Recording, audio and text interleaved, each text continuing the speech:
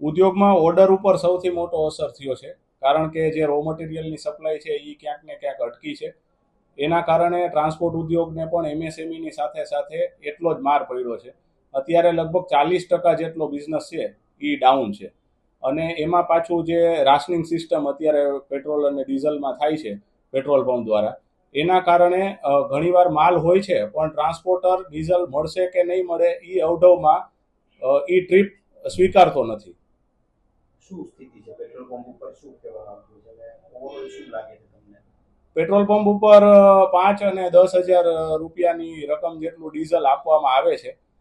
Same વસ્તુ છે જે અગાઉ વાત કરી એમ કે પંપ ડ્રાય ન થઈ જાય એના માટે બધાને થોડો થોડો જથ્થો આપવામાં આવે છે.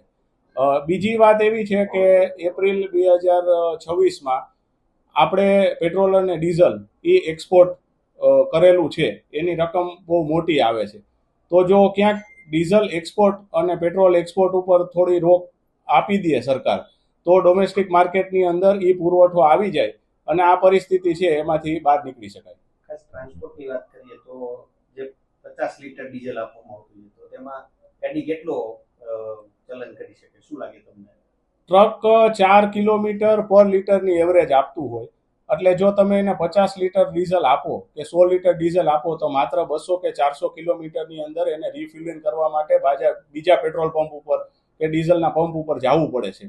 તો આ સૌથી મોટો અત્યારે અવઢવ છે ડ્રાઈવરોમાં, કે અમે ચલો 200 કિલોમીટર તો વયા જશું પણ આગલા પછી શું,